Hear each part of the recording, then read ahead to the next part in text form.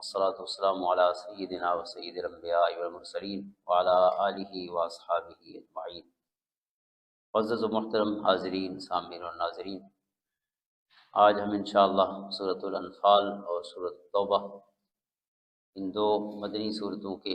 مضامین اجمالی انداز میں جاننے کی کوشش کریں گے۔ سورۃ الانفال مدنی صورت ہے اور اس کا نمبر 8 ہے ترتیب مصحفی میں، اور نزولی ترتیب میں 88 ہے، جبکہ سورۃ توبہ کا نمبر 9 ہے قرآنی ترتیب میں، اور نزول کی ترتیب میں 114 ہے۔ یعنی معروف قول یہ ہے کہ یہ قرآن کریم کی آخری صورت ہے سورۃ توبہ۔ اس کی انفرادیت یہ ہے کہ اس کے شروع میں بسم اللہ الرحمن الرحیم لکھی ہوئی نہیں ہے،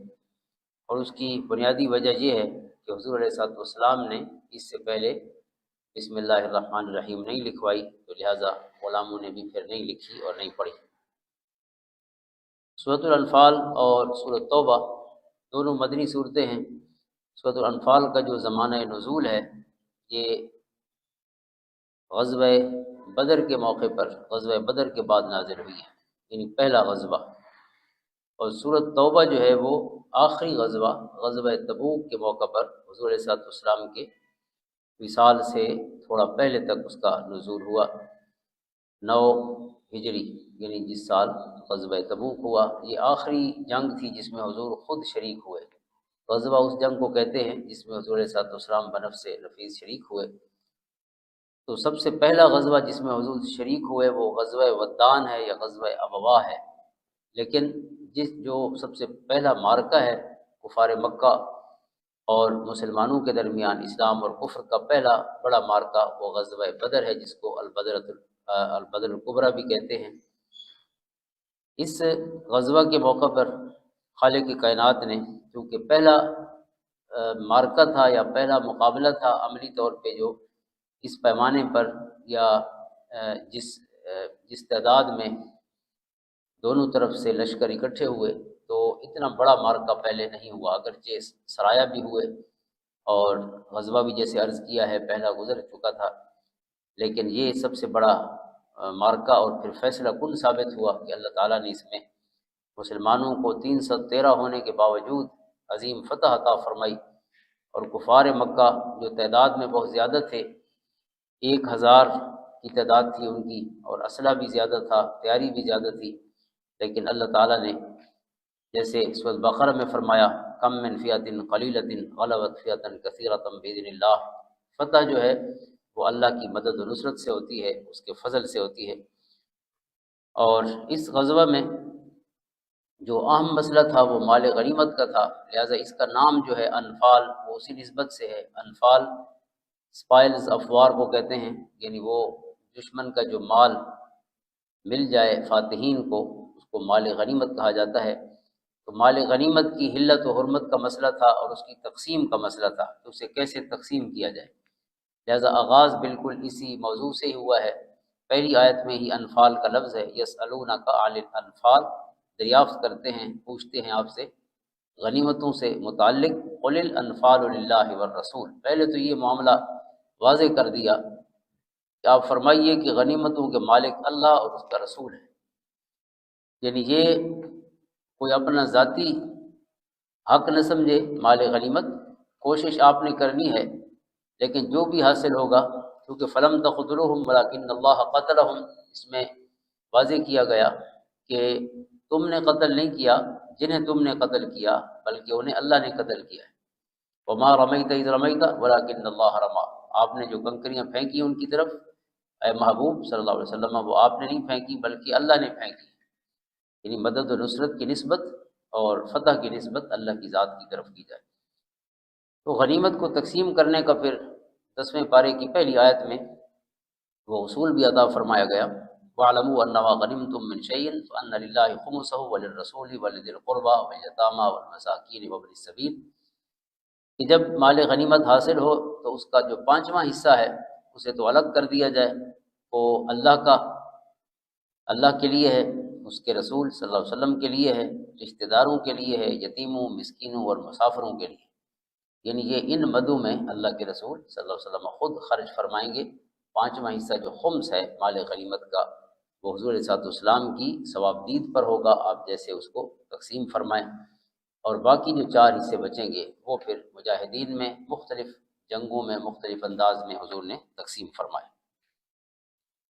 اگر ہم اس سے پہلی صورتوں کو ایک ترتیب کے ساتھ دیکھیں، سورۃ الانعام، سورۃ الاعراف، سورۃ الانفال اور سورۃ توبہ کو موضوعات کی ترتیب میں، اگر ان میں ہم مکی اور مدنی، 2 مکی صورتیں ہیں انعام اور اعراف، اور یہ 2 جو آج ہم سمجھ رہے ہیں یہ مدنی ہیں، تو ان میں اگر موضوع کا تسلسل اور ربط دیکھا جائے تو وہ یہ ہے کہ سورۃ الانعام میں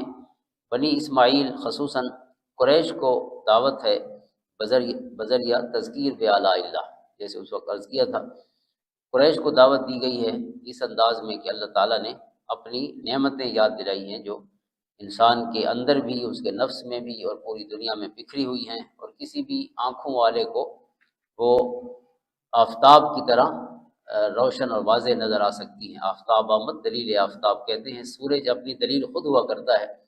تو فمن ابصر فلنفسہ، یہ گویا کی لائن ہے سورۃ الانعام کی کہ جو دیکھنا چاہے تو اس کا ہی فائدہ ہے، کسی اور کا فائدہ نہیں، اور اگر جان بوجھ کے نابینا بنا رہے تو نقصان بھی اس کا ہے، ورنہ اللہ تعالیٰ کے واحد و یکتا اور اس کے ہونے کے دلائل پوری دنیا میں انسان کے سامنے موجود ہیں، پوری کائنات میں۔ اور سورۃ الاعراف میں اسی قریش کو ہی، بنی اسماعیل کے اسی گروہ کو، قریش کو ہی خطاب ہے، لیکن وارننگ کے انداز میں۔ اس میں جو تحدید ہے یا تنبیہ ہے اس میں شدت زیادہ ہے، کیونکہ بار بار انہیں عذاب یاد دلایا گیا ہے، اور اس کا جو انداز ہے وہ تذکیر بایام اللہ کا ہے، یعنی 6 اقوام جن پر عذاب آیا ان کے ذریعے یاد دلا کر ان کو ان کی نافرمانی بھی، ہٹ دھرمی بھی، اور پھر جو نتیجہ انہیں ملا یہ یاد دلایا گیا دراصل قریش کو کہ آپ جس راستے پہ چل رہے ہیں اس کا اینڈ رزلٹ یہی ہے۔ اب آج کی صورت جو پہلی ہے سورۃ الانفال، اس میں جو قریش کو دھمکی دی گئی ہے، جو وارننگ دی گئی ہے اللہ کے عذاب کی، تو اس عذاب کی پہلی قسط گویا ان پر مسلمانوں کے ہاتھوں مسلط کر دی گئی ہے۔ یعنی اللہ کا عذاب ہمیشہ اسی صورت میں نہیں آتا جن کا پہلے ذکر ہوا کہ زمین پہ زلزلے کی صورت پیدا ہو جائے یا آسمان سے پتھر برسنے لگے، یا اور جو کیفیات ذکر ہوئی ہیں آل فرعون پر جو عذاب آتے رہے ہیں قحط سالی کی صورت میں، دیگر صورتوں میں ایک عذاب یہ ہے کہ اللہ تعالیٰ آپ کے مخالف کو آپ پر غالب کر دے۔ تو اللہ تعالیٰ نے 313 کو غالب کر دیا 1000 پر، اور وہ جو اپنے آپ کو بڑا سورما کہتے تھے، بڑا طاقتور کہتے تھے، ہر لحاظ سے وہ مسلمانوں کو کسی خاطر میں نہیں لاتے تھے، بلکہ جب مدینہ طیبہ حضور صلی اللہ علیہ وسلم تشریف لے گئے تو خود مدنیوں کو بھی کسی خاطر میں نہیں لاتے تھے، اور جو قریش ساتھ گئے تھے انہیں بھی سمجھتے تھے کہ یہ ہم میں سے جو کمزور لوگ تھے وہاں پہ گئے ہیں، لیکن اللہ تعالیٰ نے انہیں اس میں نامراد و خاسر کیا، ناکام کیا، اور مسلمانوں کو فتح عطا فرمائی۔ تو سورۃ الانفال میں گویا یہ عذاب کی یہ کیفیت ہے، اور اس کی کیفیت کیوں ہوئی اسی سورہ میں ذکر کیا گیا کہ قریش کا اپنا کہنا ہے، وَإِذْ قَالُوا اللَّهُمَّ إِنْ كَانَ هَذَا هُوَ الْحَقُّ مِنْ عِنْدِكَ، کہ خود اللہ کو خطاب کر کے کہتے ہیں اے اللہ اگر یہی قرآن سچ ہے تیری طرف سے تو فَأَمْطِرْ عَلَيْنَا حِجَارَةً مِّنَ السَّمَاءِ أَوْ ائْتِنَا بِعَذَابٍ أَلِيمٍ، تو پھر اے اللہ ہم پر پتھر برسا آسمان سے یا ہم پر عذاب علیم نازل فرما، جس کی نعوذ باللہ انہیں تنبیہ کی گئی تھی، الٹا اتنے بے خوف ہو گئے اللہ کے عذاب سے کہ خود دعا مانگنے لگے کہ اللہ اگر یہ سچ ہے تو پھر ہم پر بارش برسے پتھروں کی اور ہم پر عذاب آئے۔ تو اللہ تعالیٰ نے فرمایا وما کان اللہ لیعذبہم وانت فیہم، اے محبوب صلی اللہ علیہ وسلم اللہ تعالیٰ ان کو عذاب نہیں دے گا جب تک آپ ان کے درمیان تشریف فرما ہے، تو لہٰذا جب آپ مدینہ طیبہ تشریف لے گئے تو پیچھے پھر ان پر عذاب کی یہ کیفیت پہلی مسلمانوں کے ہاتھوں سے یعنی شکست کی صورت میں آئی۔ اور اگلی صورت جو ہے صورت توبہ، اس میں پھر عذاب کی تکمیل ہے، اس میں شروعات ہے عذاب کی، اور صورت توبہ میں پھر عذاب اپنی انتہا کو پہنچا ہے کہ جب یہ حکم آ گیا کہ مشرکین کو انما المشرکون نجس فلا یقربوا المسجد الحرام بعد عامہم ھذا، کہ اب ان کو اجازت نہیں ہے کہ مسجد حرام کی طرف آئیں، اور پھر ان کو جہاں بھی ملیں انہیں قتل کرنے کا اللہ نے حکم صادر فرما دیا۔ تو یہ فائنل ایک گویا جس کو قول فیصل کہیں کفار کے حوالے سے، وہ سورۃ توبہ میں جو آخری سورت بھی ہے باعتبار نزول کے، اس میں نازل فرمایا۔ اور پھر یہ مشرکین مکہ کو ان کے خلاف جو فائنل اقدام تھا تو وہ جزیرہ نماء عرب سے ان کا خروج تھا۔ اب پورے عرب میں پھر شرک ختم ہو گیا، یہ آخری اعلان تھا قرآن کریم کا، جس کے بعد پھر کوئی مشرک نہیں رہا۔ اور اس صورت میں جو ذکر ہے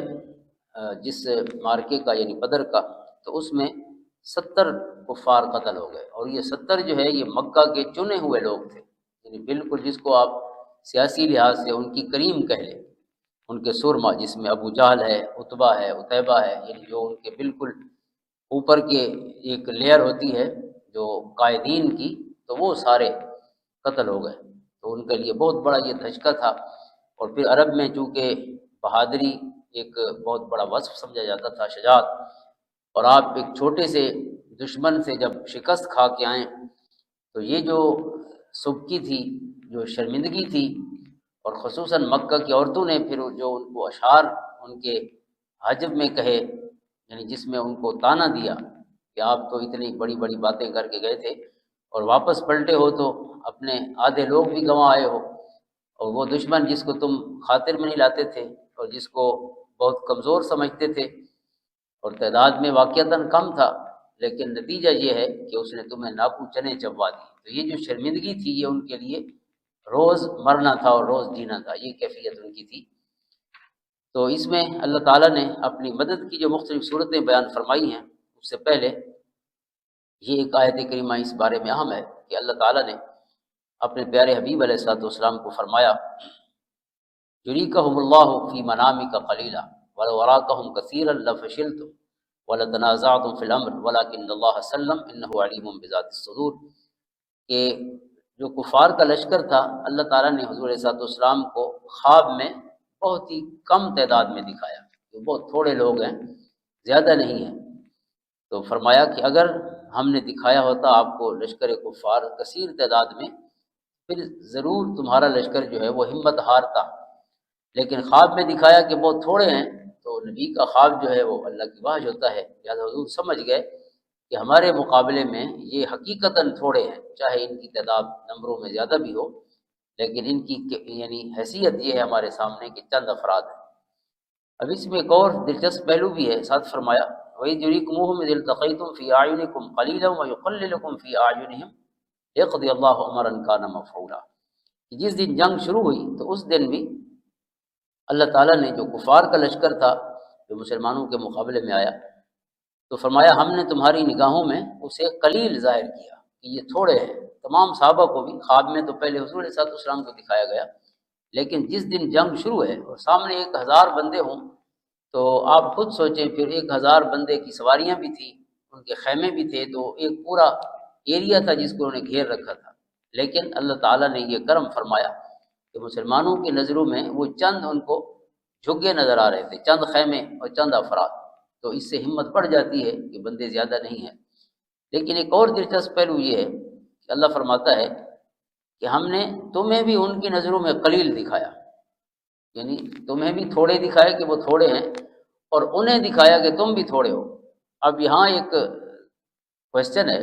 کہ ظاہر مسلمان تو زیادہ نظر آتے تو پھر ہی وہ مرعوب ہوتے کہ وہ زیادہ ہیں ہم کم ہیں، لیکن اللہ فرماتا ہے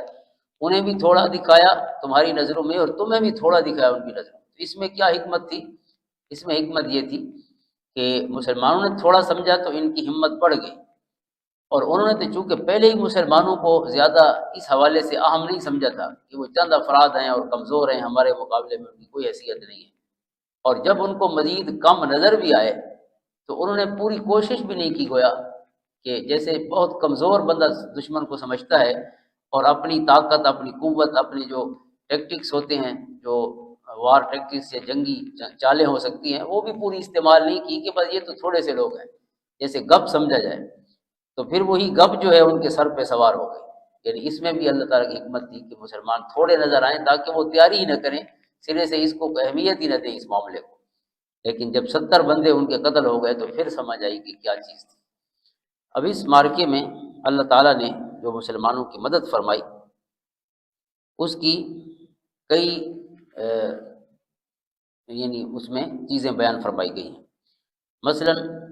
پہلی چیز یہ ہے کہ ملائکہ کی غیر مرئی فوج جو نظر نہیں آتی تھی، تو ملائکہ نے مسلمانوں کی مدد فرمائی، اللہ نے فرشتے اتارے، اور پھر باران رحمت کا نزول ہوا۔ اس کی وجہ یہ ہے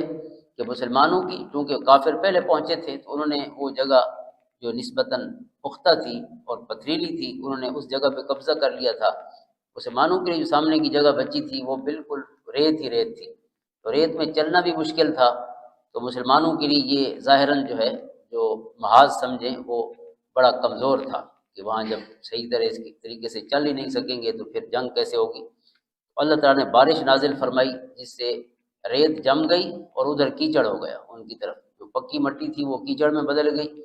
اور ادھر جو ہے وہ معاملہ میدان صاف ہو گیا۔ اور پھر اللہ تعالیٰ نے امن و اطمینان قلوب پر نازل فرمایا۔ اس میں فرمایا گیا کہ اللہ نے تم پر نیند طاری کر دی۔ آپ دیکھیں کہ اتنے بڑے دشمن سے مقابلہ ہو تو ایک دشمن بھی ہو تو نیندیں اڑ جاتی ہیں، اللہ تعالیٰ نے نیند مسلط کر دی، یعنی سکون، تو لہٰذا ایسا سکون نازل کیا کہ مسلمانوں پر غنودگی طاری ہو گئی،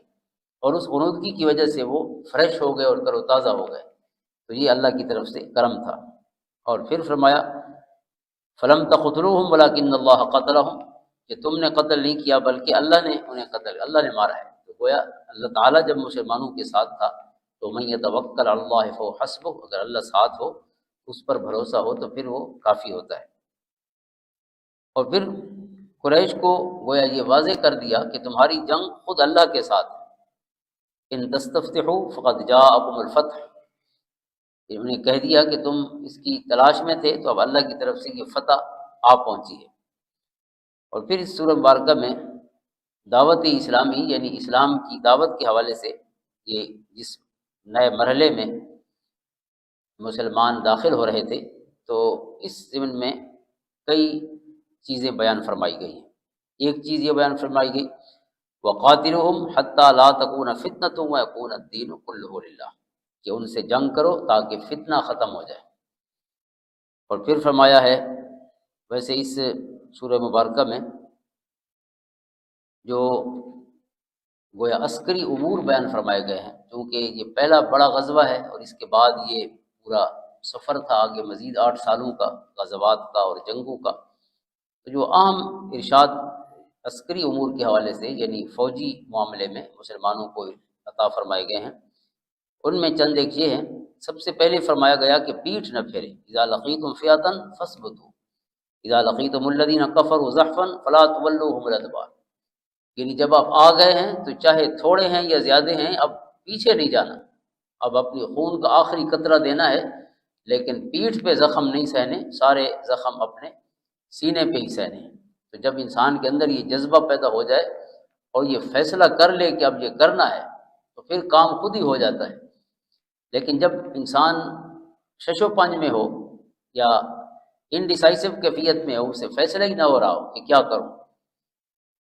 تو آگے جو ہم اگلی صورت کی طرف جا رہے ہیں، سورۃ توبہ کی طرف، تو سورۃ توبہ کا جو شان نزول ہے وہ غزوہ تبوک ہے، زیادہ حصہ اس کا۔ اس سے پہلے ایک غزوہ ہوا غزوہ موتا، تو غزوہ موتا بھی عیسائیوں کے خلاف تھا، یعنی جو رومی سلطنت ہے اس کے جو گورنر ہیں شرحبیل، اس کے خلاف تھا۔ اس میں بھی بڑی عجیب صورتحال پیدا ہوئی کہ مسلمانوں کی تعداد 3000 تھی، حضرت زید بن حارثہ جس کے امیر تھے، ساتھ حضرت جعفر بن ابی طالب، حضرت جعفر طیار تھے، پھر حضرت عبداللہ ابن رواحہ تھے رضی اللہ تعالیٰ عنہم، نمبر وار حضور نے ان کو امیر بنایا تھا کہ اگر یہ شہید ہو جائیں تو پھر یہ۔ تو جب وہاں پہنچے تو 1,00,000 فوج تو شرحبیل لے آیا، 3000 اب 1,00,000 کے مقابلے، اور پھر 1,00,000 فوج جو ہے وہ جو ہرقل کا بھائی تھا تھیوڈور، یعنی رومی سلطنت کا جو اس وقت امیر تھا، بڑا حکمران، اس کا بھائی اپنی قیادت میں 1,00,000 فوج، 2,00,000 فوج ہو گئی۔ مسلمان ہیں کل 3,000، لیکن سبق تھا یہ سورۃ الانفال کا کہ جب مقابلہ ہو جائے تو پھر جم جانا ہے۔ اور حضور نے یہ فرمایا ہے، بخاری شریف کی حدیث ہے، ایھا الناس لا تتمنوا لقاء العدو واسألوا اللہ العافیہ فاذا لقیتموہم فاصبروا۔ حضور نے فرمایا کہ دشمن سے ملاقات کی تمنا نہ کیا کرو کہ اے اللہ ہمیں بڑے دشمن سے ٹکرا دے، یہ دعا مت مانگنا، بلکہ اللہ تعالیٰ سے عافیت مانگتے رہنا کہ اللہ تعالیٰ اس طرح کی آزمائش سے محفوظ رکھے۔ لیکن جب دشمن آ جائے تو فرمایا پھر فصبروا، اب جم جانا ہے، اب یہ نہیں کہ اب پیچھے مڑنے کی کوئی سبیل سوچی جائے۔ ہاں، جیسے قرآن کریم نے فرمایا ہے کہ کسی جنگی چال کے طور پر پیچھے ہٹا جائے، کہ دشمن کو دھوکہ دینے کے لیے تھوڑا سا ہٹ کے اور کسی اور طرف سے حملہ کرنا ہو، اس طرح تو پسپائی کی اجازت ہے جو کسی حکمت عملی کے تحت ہو، لیکن ڈر کر اور موت کی خوف کی وجہ سے پیچھے جانا، اس کی کوئی گنجائش نہیں۔ وَاعْلَمُوا أَنَّ الْجَنَّةَ تَحْتَ ظِلَالِ السُّيُوفِ، سورہ نے فرمایا پھر جان لو کہ جنت جو ہے وہ تلواروں کے سائے تلے ہے۔ تو یہ مسلمانوں کے اندر جو ثابت قدمی تھی اللہ کے فضل سے، اس کا کمال ہے کہ چند ایک مسلمان شہید ہوئے، اگرچہ تینوں امیر شہید ہو گئے، حضرت زید بن حارثہ بھی شہید ہوئے، حضرت جعفر طیار بھی شہید ہوئے، پھر حضرت عبداللہ ابن رواحہ بھی شہید ہوئے، اور چوتھے نمبر پر حضرت خالد بن ولید نے پھر مسلمانوں کا جھنڈا اٹھایا، تو 2 لاکھ کے مقابلے میں یہ 3000 بھی کامیاب ہو کے واپس آئے۔ کہ آپ انتہا دیکھیں، پتہ نہیں 36 گنا کتنے گنا زیادہ دشمن بنتا ہے۔ اور ویسے اس سورہ مبارکہ میں اللہ تعالیٰ نے یہ جو مسلمانوں کا جنگ کا ایک اصول ہے کہ کتنے کے مقابلے میں مسلمانوں کو جانا چاہیے، کتنا دشمن ہو تو جانا چاہیے، ورنہ اس جنگ کی کوشش ہی نہ کریں اگر بہت زیادہ ہو۔ تو اللہ تعالیٰ نے فرمایا کہ پہلے یہ تھا یا ایھا النبی حرض المؤمنین علی القتال ان یکن منکم 20 صابرون یغلبوا مئتین، پہلے فرمایا کہ تم میں سے 20 آدمی اگر ڈٹنے والے ہوں، صبر کرنے والے ہوں تو 200 پر غالب آئیں گے۔ یعنی یہ تقریباً 1 سے 10 کا مقابلہ تھا کہ اگر دشمن 10 ہو تو پھر مسلمان ایک بھی ان پر کافی ہے، یعنی 20 بمقابلہ 200۔ وَإِن يَكُن مِّنكُم مِّائَةٌ يَغْلِبُوا أَلْفًا مِّنَ الَّذِينَ كَفَرُوا، اور اگر 100 ہوں مسلمان تو وہ 1000 پر کافی ہے، یعنی 100 اور 1000 کا مقابلہ تقریباً 10 گنا بڑے دشمن سے مسلمانوں کو ٹکرانے کا حکم تھا۔ پھر اللہ نے فرمایا الآن خفف اللہ عنکم، اب اللہ تعالیٰ نے تمہارے لیے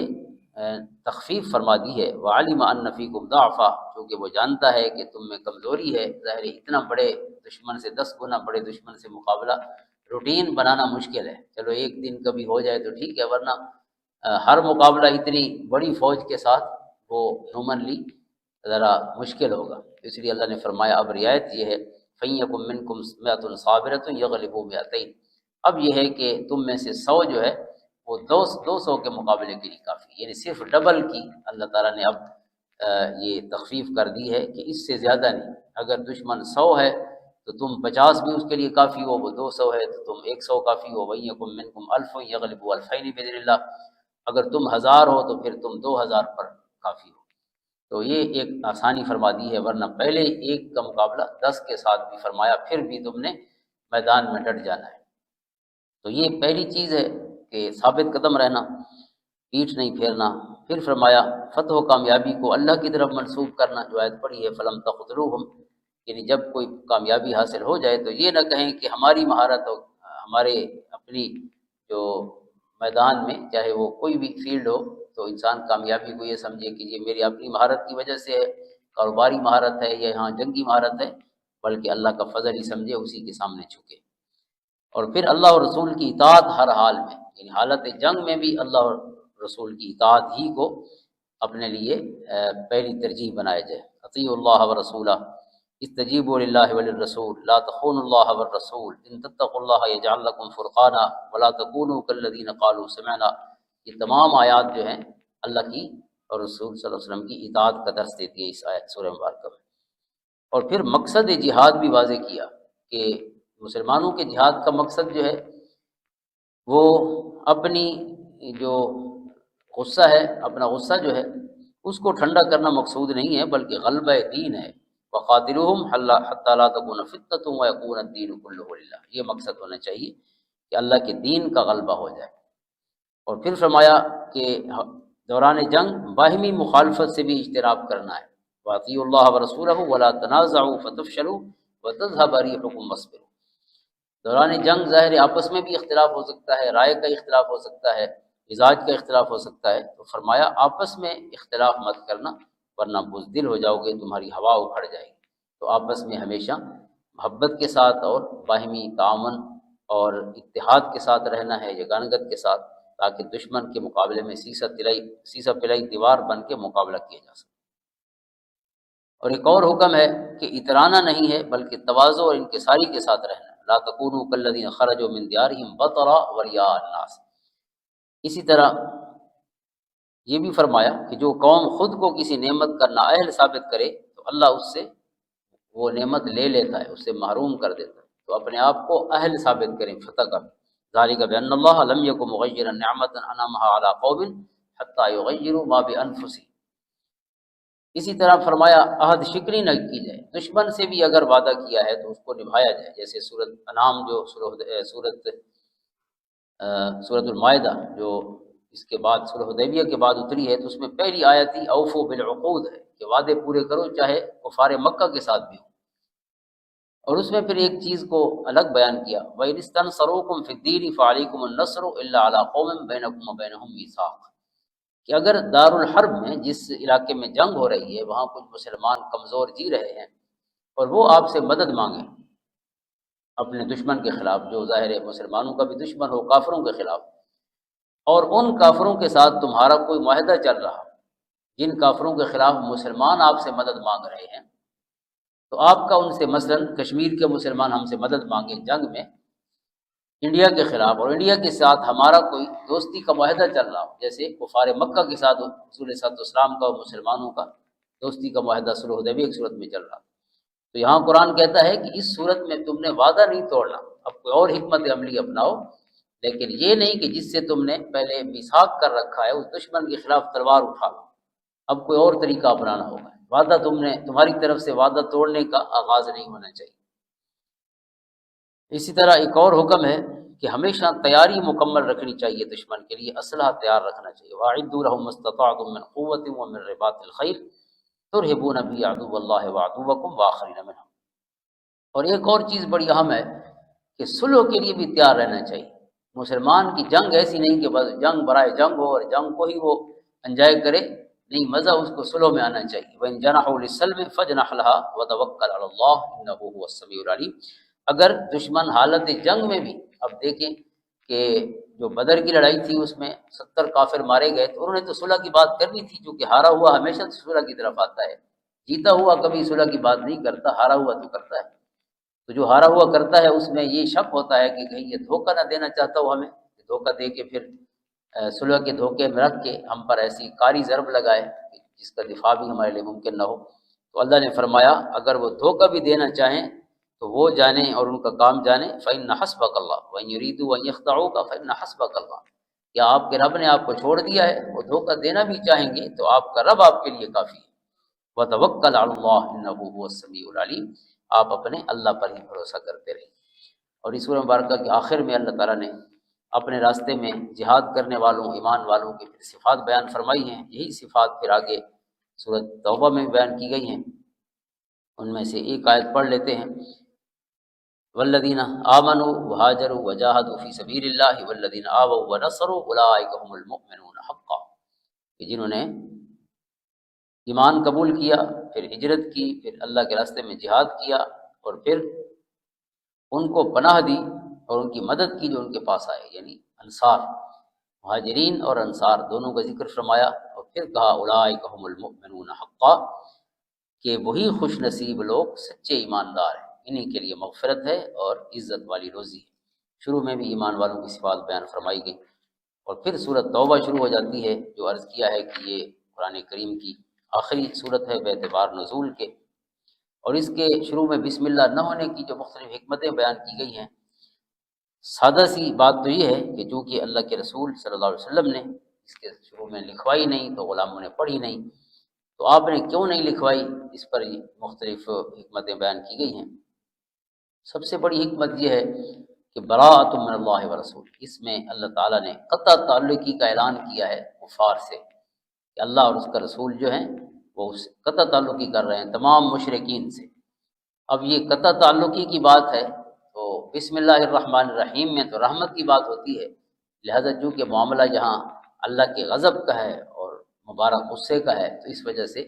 وہ جو رحم کی صفات تھی وہ شروع میں ذکر بھی نہیں فرمائی گئی۔ تو یہ سورہ مبارکہ سورۃ توبہ، اس کے میجر دو حصے ہیں۔ پہلا حصہ جو ہے وہ 37 آیات پر مشتمل ہے، جو ذی قعدہ 9 ہجری میں نازل ہوا، یعنی پہلا حج ہوا ذی الحجہ میں، تو اس ذی الحجہ سے چند دن پہلے ذی قعدہ کے مہینے میں، یعنی 9 ہجری کے آخری سیکنڈ لاسٹ منتھ میں یہ پہلا حصہ نازل ہوا۔ اس کی وجہ یہ تھی کہ وہ جو صلح حدیبیہ چل رہی تھی مسلمانوں اور کفار مکہ کے درمیان، اسے خود اہل مکہ نے توڑا۔ ویسے بات تفصیلی ہے، ایسے کہ صرف ہم ایک اتنا سمجھ لیتے ہیں۔ بنو بکر جو مسلمانوں کے حلیف تھے، بنو خزاعہ تھے، اور قریش کے حلیف یعنی ان کے گروپ میں بنو بکر تھے۔ یہ طے پایا تھا صلح حدیبیہ میں کہ کوئی بھی قبیلہ ہم دونوں کے ساتھ شامل ہو سکتا ہے، تو جو بھی قبیلہ ساتھ شامل ہوگا وہ بھی اسی طرح صلح کا حصہ ہوگا جیسے ہم ہیں۔ مسلمان اس وقت 2 ہی گروہ تھے، مسلمان اور مقابلے میں قریش مکہ، تو اگر کوئی قبیلہ آپ کے ساتھ ملے یا ہمارے ساتھ ملے تو اس کا بھی وہی حقوق ہوں گے جو صلح والوں کے ہیں۔ لہذا 2 قبیلے شامل ہوئے، ایک مسلمانوں کے ساتھ بنو خزاعہ شامل ہوا، اور بنو بکر جو بنو کنانہ کی شاخ تھی وہ قریش کے ساتھ شامل ہو گئے۔ اب قریش نے بنو بکر کی ہیلپ کی اور بنو بکر نے حملہ کر دیا بنو خزاعہ پر، جو مسلمانوں کا حلیف تھا اس پر حملہ کیا کفار کے حلیف نے، اور کفار نے باقاعدہ اس کی مدد کی، عملی طور پر انہیں اسلحہ بھی دیا، ان کی مدد بھی کی۔ تو یہ اس معاہدے کی خلاف ورزی تھی جو مسلمانوں اور کفار کے درمیان چل رہا تھا، صلح حدیبیہ۔ تو انہوں نے صلح کی بنیادی شرط کی خلاف ورزی کی۔ اب یہ خلاف ورزی جو ہے ظاہر ہے کسی بھی قاعدے قانون کے تحت یہ جرم تھا، تو اس پر اللہ رب العزت نے یہ شروع میں ہی ان سے ہر طرح کی معاہدات کی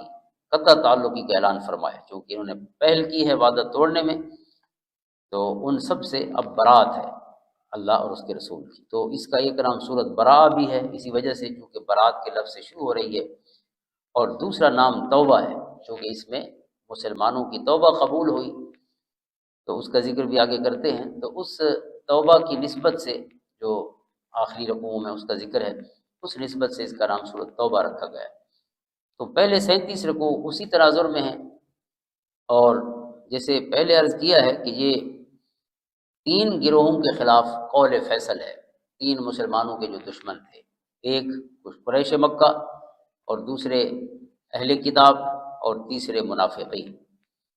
قریش کے حوالے سے پہلے جو ابتدائی 5 رکوع ہیں ان میں یہ شروع میں ہی آپ ان آیات کو دیکھیں کہ کس انداز میں انہیں مخاطب کیا گیا اور ان کے ساتھ جنگ کرنے کا حکم فرمایا گیا۔ اب اس میں فرمایا فَإِذَا انْسَلَخَ الْأَشْهُرُ الْحُرُمُ، جب یہ حرمت والے مہینے گزر جائیں، کیونکہ اس وقت ذی قعدہ تھا، ذی قعدہ، ذی الحجہ اور محرم یہ حرمت والے تھے، اور چوتھا حرمت والا مہینہ رجب ہے، وہ ظاہر بعد میں آنا تھا، تو یہ 3 اکٹھے تھے جو شروع تھے۔ تو فرمایا ان کے بعد چونکہ انہوں نے خلاف ورزی کی ہے معاہدے کی، فَاقْتُلُوا الْمُشْرِكِينَ حَيْثُ وَجَدتُّمُوهُمْ وَخُذُوهُمْ وَاحْصُرُوهُمْ وَاقْعُدُوا لَهُمْ كُلَّ مَرْصَدٍ، کہ تم قتل کرو مشرکین کو جہاں بھی پاؤ انہیں، اور گرفتار کرو انہیں، گھیرے میں لے لو یعنی محاصرہ کرو ان کا، اور ان کی ہر گھات میں ان کی طاق میں بیٹھو، یعنی مکمل ان کے خلاف جنگ کا حکم فرمایا گیا۔ فَإِن تَابُوا وَأَقَامُوا الصَّلَاةَ وَآتَوُا الزَّكَاةَ فَخَلُّوا سَبِيلَهُمْ، ہاں اگر وہ توبہ کر لیں اور مسلمان ہو جائیں، نماز قائم کریں، زکوٰۃ دیں، تو پھر ان کا راستہ چھوڑ دو، ورنہ یہ ان کے خلاف گویا فائنل حکم تھا قریش مکہ کے خلاف ان کو قتل کرنے کا۔ اور پھر مزید درمیان میں بھی اسی طرح کی آیات ہیں، اور آگے اہل کتاب کے حوالے سے پھر فرمایا گیا، بلکہ مشرکین کے حوالے سے یہ آیت بھی عام ہے کہ انما المشرکون نجس فلا يقربوا المسجد الحرام بعد عامهم هذا، اے ایمان والو، مشرک جو ہیں وہ پلید ہیں، نجس ہیں، ناپاک ہیں، مسجد حرام کے قریب نہ آئیں اس سال کے بعد، یعنی یہ سال جو حج کا اس وقت گزر رہا تھا، 9 ہجری کا حج ابھی پڑھا جانا تھا، تو اس سال کی اجازت دی کہ یہ حرم میں حج بھی کر سکتے ہیں، لیکن اس کے بعد حج سے منع کر دیا گیا۔ امام اعظم ابو حنیفہ رحمۃ اللہ تعالیٰ علیہ نے اس سے یہی استدلال فرمایا کہ مشرکین جو ہیں وہ حج عمرہ نہیں کر سکتے، اس آیت کا تقاضا یہ ہے کہ حج عمرے پہ مشرک نہیں جا سکتے۔ اور دوسرا موضوع یہ ہے کیونکہ مسجد حرام کے قریب نہ جانے سے منع کیا گیا، تو آپ فرماتے ہیں نہیں، مسجد میں کوئی بھی مشرک جو ہے وہ کسی مسجد میں داخل ہو سکتا ہے۔ یہ مسجد حرام میں داخلہ حج کے موضوع پر ہے، جو کہ عام کا لفظ ہے سال بسال، تو سال جو ہے حج کا ہوتا ہے، باقی مسجد تو روزانہ کے لیے ہوتی ہے، وہ سال کے لیے نہیں ہوتی۔ وَإِنْ خِفْتُمْ عَيْلَةً فَسَوْفَ يُغْنِيكُمُ اللَّهُ مِنْ فَضْلِهِ إِنْ شَاءَ۔ اگر تمہیں یہ ڈر ہو کہ ان کی وجہ سے تنگ دست ہو جاؤ، کیونکہ جو مشرکین آتے تھے اس وقت عرب کے حج کے موقع پر، تو ان کی وجہ سے بہت بڑا کاروبار چلتا تھا، تو قرآن نے کہا کہ اگر تمہیں یہ خطرہ ہو کہ اگر انہیں روک دیں گے تو پھر بندے کم ہو جائیں گے، تو ہمارا بزنس بھی جو حج کے ساتھ چلتا ہے متاثر ہوگا، تو فرمایا اللہ تعالیٰ تمہیں غنی کر دے گا، بے نیاز تمہیں بے نیاز کر دے گا ان سے۔ تو یہ حکم ہو گیا قریش کے خلاف۔ اور دوسرا حکم ہے پھر اہل کتاب کے خلاف، قاتل الذین لا یؤمنون باللہ ولا بالیوم الآخر ولا یحرمون ما حرم اللہ ورسولہ ولا یدینون دین الحق من الذین اوتوا الکتاب حتی یعطوا الجزیۃ عن ید وهم صاغرون۔ اب یہ الذین اوتوا الکتاب کے بارے میں ہے، جنہیں کتاب دی گئی، ان لوگوں سے جو نہیں ایمان لاتے اللہ پر اور نہ روز قیامت پر، اور نہیں حرام سمجھتے جسے حرام کیا ہے اللہ نے اور اس کے رسول نے، اور نہ قبول کرتے ہیں سچے دین کو، ان لوگوں میں سے جنہیں کتاب دی گئی ہے، یہاں تک کہ دیں وہ جزیہ اپنے ہاتھ سے، اس حال میں کہ وہ مغلوب ہو۔ یعنی اب اہل کتاب کے خلاف بھی عملی جنگ کا حکم فرمایا گیا، اور ایک اس میں ان کے لیے اضافی رعایت رکھی گئی، حتی یعطوا الجزیہ، اگر وہ جزیہ ادا کریں اپنا، یعنی جو جس کو پرسنالٹی ٹیکس کہا جاتا تھا، اپنی حفاظت کا ٹیکس، اگر یہ ادا کریں تو انہیں اجازت ہے مسلمانوں کے ملک میں رہنے کی، ورنہ رہنے کی بھی اجازت نہیں ہے۔ اسی طرح تیسرا بڑا گروہ جو ہے وہ منافقین کا ہے۔ تو اس سورہ مبارکہ کا جو دوسرا حصہ ہے، جو آیت نمبر 38 سے شروع ہوتا ہے، جس میں منافقین چونکہ ہر جنگ میں پیچھے بھاگ جاتے تھے، تو غزوہ تبوک میں بھی 80 سے زیادہ منافقین تھے جو اس غزوہ میں ساتھ نہیں گئے۔ بہت بڑا غزوہ تھا، اور یہ بھی روم کے خلاف تھا، رومیوں کے خلاف تھا۔ اور اس وقت بھی جب رومیوں نے دیکھا اس غزوہ موتا جنگ موتا جس کا ذکر ہوا ہے کہ 3000 جو ہیں وہ 2 لاکھ پر بھاری ہو گئے، تو انہوں نے جنگ کی تیاری شروع کر دی کہ یہ تو آئندہ ہمارے لیے بڑا خطرہ بن سکتے ہیں اہل عرب، لہٰذا ایک فیصلہ کن حملہ کیا جائے مدینہ پر اور عرب پر۔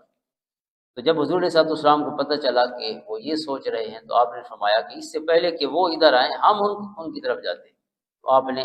اس غزوہ کی تیاری کا حکم فرمایا۔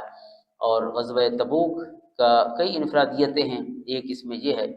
کہ باقی جتنی جنگیں ہوئی ہیں حضور علیہ الصلوۃ والسلام اس کو صیغہ راز میں رکھتے تھے، بتاتے نہیں تھے کہ ہم نے کہاں جانا ہے، صرف تیاری کا حکم فرماتے۔ لیکن یہ وہ واحد غزوہ ہے کہ حضور نے بتایا کہ ہم نے کہاں اور کس کے مقابلے میں جانا ہے، کیونکہ لمبا سفر تھا اور جنگ بھی شدید ہونی تھی، لہٰذا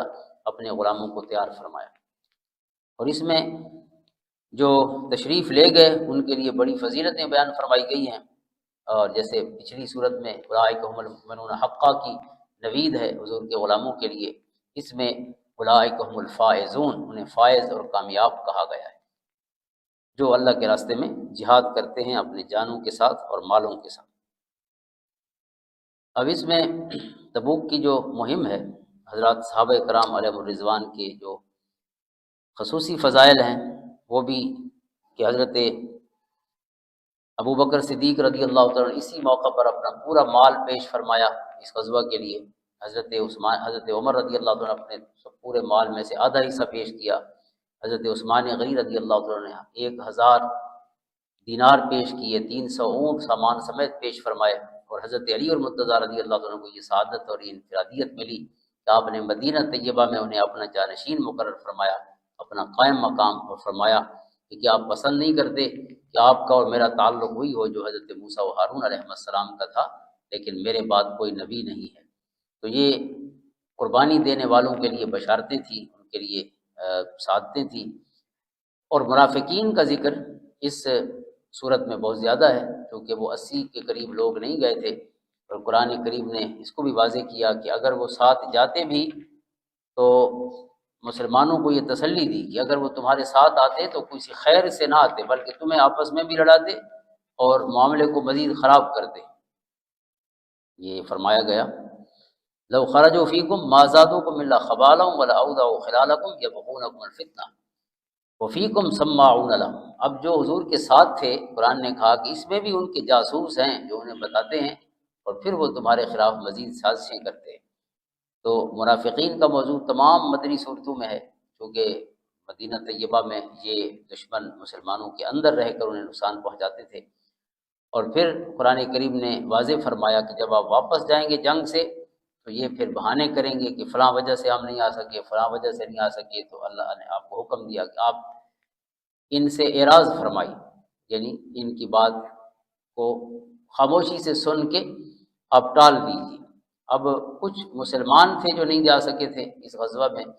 وہ 10 ان کی تعداد ہے۔ حضرت علی مرتضیٰ رضی اللہ عنہ کی ایک مروی حدیث ہے جامع البیان میں، 10 لوگ تھے جو تھے مسلمان صحیح، لیکن کسی سستی کی وجہ سے جا نہیں سکے۔ ان میں 7 جو ہیں وہ فوراً جیسے حضور آئے تو وہ بھی پہنچ گئے، اور انہوں نے اپنے آپ کو، جو ستون تھے مسجد نبوی کے، ان 7 نے اپنے آپ کو باندھ لیا ستونوں کے ساتھ،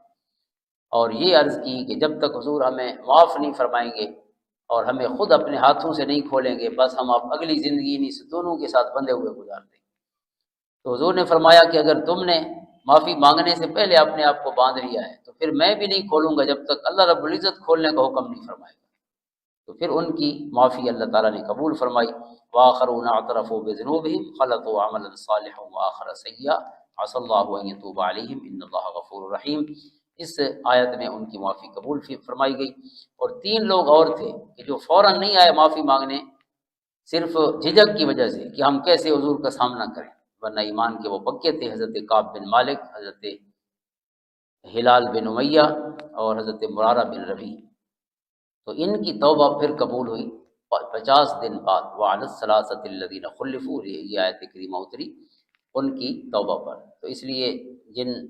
جو سچے دل سے تائب ہوئے اللہ نے کرم فرمایا، ان کی توبہ قبول فرمائی، اور جو منافقین تھے ان کے لیے بڑے شدید حکم اس آیت کریمہ میں اتارے گئے۔ کسی قسم کی گنجائش کا جو ہے وہ اجازت نہیں دی گئی۔ خصوصاً جو انہوں نے مسجد درار بنائی تھی مسلمانوں کے درمیان تفریق کے لیے، گروہ بندی اور مسلمانوں کو فرقہ کرنے کے لیے، تو اللہ نے فرمایا کہ آپ اس میں کبھی داخل نہ ہونا۔ اور حضور صلی اللہ علیہ وسلم کو منافقین کا جنازہ پڑھنے سے بھی روک دیا گیا، اور ان کی نالیکیوں کی وجہ سے اللہ نے حضور کو حکم فرمایا عام مومنین کے لیے واستغفر لذنبک وللمؤمنین والمؤمنات، کہ اے محبوب اپنے لیے بھی اور مومن مردوں عورتوں سب کے لیے استغفار فرمائیے۔ لیکن منافقین کے لیے کہا گیا استغفر لهم او لا تستغفر لهم ان تستغفر لهم 70 مرۃ فلن یغفر اللہ لهم، اے محبوب آپ ان کے لیے استغفار کریں یا نہ کریں، بلکہ آپ 70 دفعہ استغفار کریں، اللہ پھر بھی ان کی مغفرت نہیں فرمائے گا۔ یعنی اتنی ان کا جرم اتنا شدید تھا کہ جس رب نے اپنے محبوب کو عام مومنین مومنات کے لیے خود استغفار کا حکم فرمایا ہے، آپ کو فرمایا کہ چونکہ ان کا جرم اتنا بڑا ہے لہذا ان کی کسی صورت میں معافی نہیں ہے۔ اس کے بعد منافقین کا جنازے پڑھانے سے بھی حضور کو منع کیا گیا، ان کی قبروں پر جانے سے بھی لا تقم یہ حکم فرمایا، ان کی قبروں پر بھی نہیں جانا، اور ولا تصلی علی احد منهم مات ابدا ولا تقم علی قبری، نہ ان کا جنازہ پڑھانا ہے اور نہ ان کی قبر پر جانا ہے، کیونکہ حضور کا کسی قبر پر تشریف لے جانا صاحب قبر پر اللہ تعالیٰ کی رحمتوں اور برکتوں کے نزول کا ذریعہ اور سبب تھا،